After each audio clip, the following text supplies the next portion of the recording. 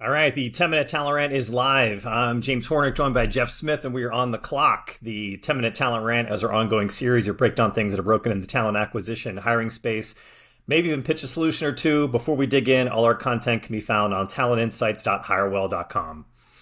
I was just thinking, you remember when we used to actually like hard stop limit to 10 minutes? We kind of threw that out. Yeah, It's a little over. long format. Yeah, long.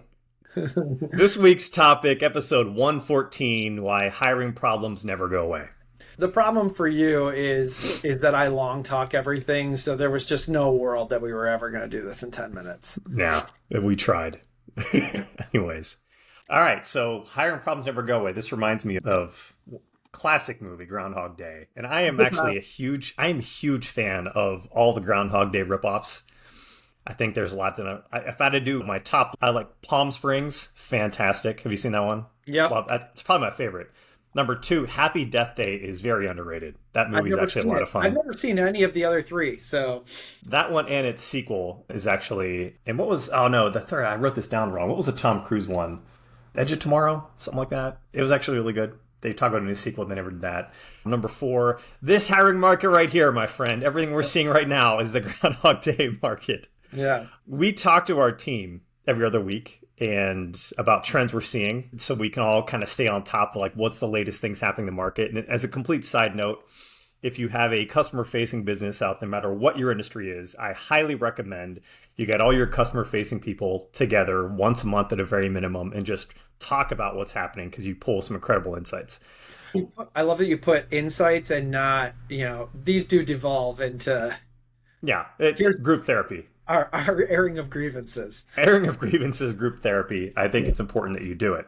Yeah. But that's how we get a lot of stuff for this show. So, Jeff, you want to talk about what did the team pull? Let's talk about this. What are the latest things we're seeing? Yeah, a couple trends. The hubs on the coast model is back.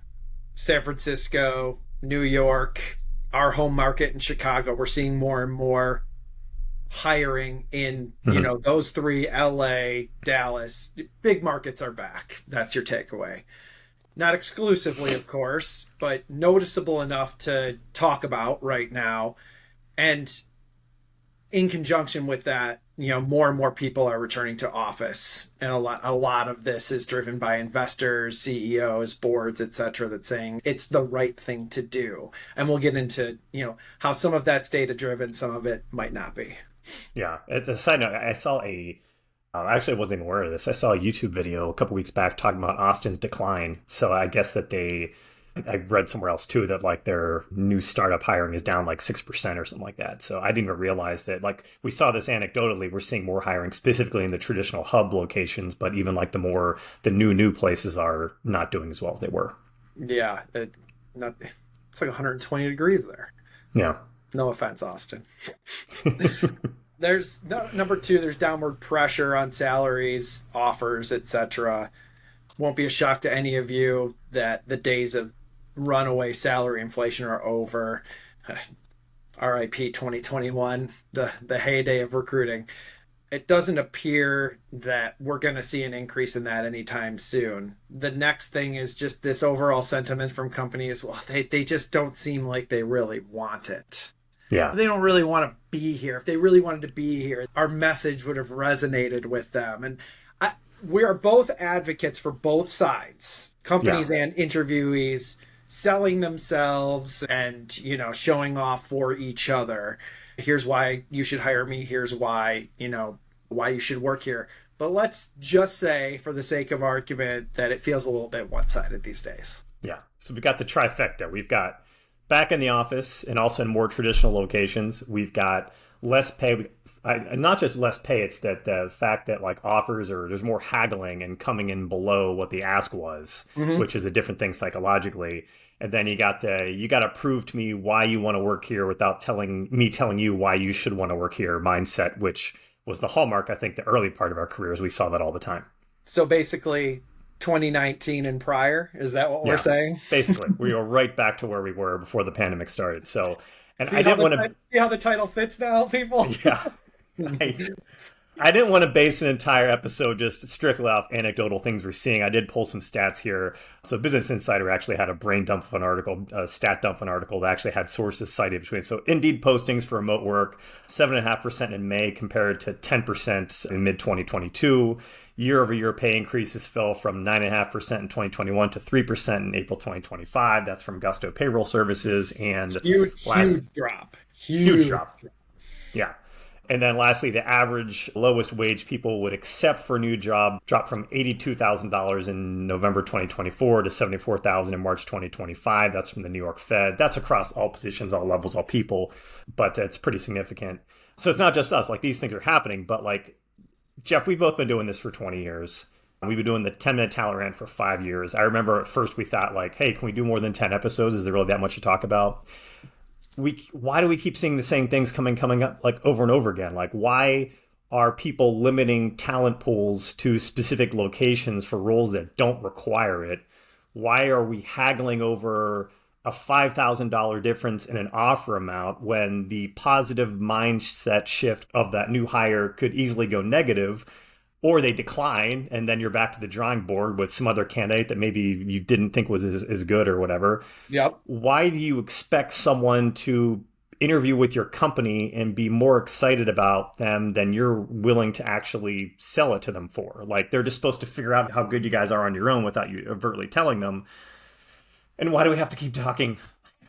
We could have easily just gone back to the archives on this episode and probably rehashed some of the stuff we did. But like, why is it the same thing over and over again? We didn't even need to go live. We could have done a retrospective of all the big hitters. But where are they now? All the rants of yesteryear. The answer, James, is because we're human. We do dumb things that feel logical and are actually all based in emotion and snap reaction, all that good stuff. Yeah. So we're going to break this down into a few little things just to kind of give you a little bit more perspective. Number one, cognitive biases are inescapable. It is part of our DNA, part of our fabric. When business gets tough, when things get tough, we refer back to times when things weren't tough and try to emulate all of those things with those conditions. The worst part is almost always one of those things has nothing to do with the other. Yeah. It absolutely affects, in this particular instance, hiring decisions and how they are made. Even if you have a structured process, when times are tough, the following things creep in. Yeah. You've got affinity biases, which is basically hiring people who are similar to us. You have a halo effect, overvaluing a single trait that is seemingly positive. And you have confirmation bias, which is basically only looking for evidence that confirms a first impression. Those are the definitions. Yeah. And then these biases override process improvements and resurface in these well-trained teams. Even when a data point points to something the other way, people fall back on the worst thing, which is, I just have a gut feeling. And then when the gut feeling Trust your gut, Jeff. And when it's confirmed 6 months later, you're like, I knew I was right. Or when it is confirmed, you're like, I knew it was wrong. And then you just run on that. Yeah. The point here is hiring's supposed to be rational. You're supposed to look at skills, experience, fit, all of that stuff to validate your decision. And it almost never is that. Most decisions are made emotionally and justified or slammed, as I just said, after the fact. Candidates are often rejected for vague reasons like they're not a culture fit, which usually is a mirror reflection of the emotional discomfort of the hiring team rather than a specific problem. Yeah. The last part of this, inevitably, is short-term hiring mindset will win in these scenarios. So you've got a company maybe that says, oh, we want a long-term strategic fit, but there's all this short-term pressure. So you invariably take, what you can get or hire the who's good enough sort of thing, which could potentially delay or derail things further. To your point earlier, you could hire the wrong person, they could leave, and then you're looking a year later after the fact. Yeah. Conversely, you could hire the plug and play who you're like, oh, it fits everything, but they're a complete asshole. Yeah. Equally terrible, equally awful sides of the coin, both destructive. Yeah. I'll follow up with kind of the second point here. Power dynamics also reinforce old habits. Negotiating someone down is something you're supposed to do when you have your manager's hat on. It's just ingrained in our DNA. Like, that's part of it. It's the responsible thing. Consequences be damned because you're, whatever. I've said this a million times. People complain how bad an experience is when they're a job seeker on LinkedIn in the real world. I've seen it time and time again. But a lot of those exact same people do the same thing when they're in the hiring seat. I've had people admit that to me out loud. Out loud, I've had people tell me that, like, you know what? Like, I've totally done that. They're like, now that I'm a hiring manager, I look at things I make decisions in a different way. I look at things that would have driven me crazy as a job seeker. It's ego-driven. It's our shit doesn't stink employer behavior, reminiscent of kind of those pre-2020 hiring. I don't think there's a way of getting away with it, because I think that pre-pandemic years had more candidate-friendly offers and flexibility. The pendulum has kind of swung back the other way, but ultimately, so much of it comes down to people are unwilling to admit that, like, you are yourself part of the problem. But when you're a job seeker, it's always somebody else. I mean, we're going to nail it at the end with the answer here, but start formulating it in your head.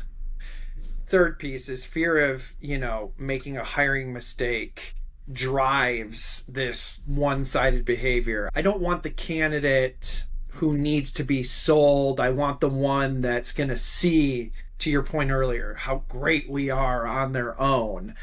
Most people will jump on, like, the hiring is broken bandwagon, but none of the stuff that we just outlined ever seems to get fixed. I think in part of it, it's just admitting that people, not companies, collectives of people, being the underlying issue of, everyone not being willing to do what needs to be done. Again, we're going to get to the takeaways here, right? Okay. Yeah. So what are the takeaways, Jeff? What do you got?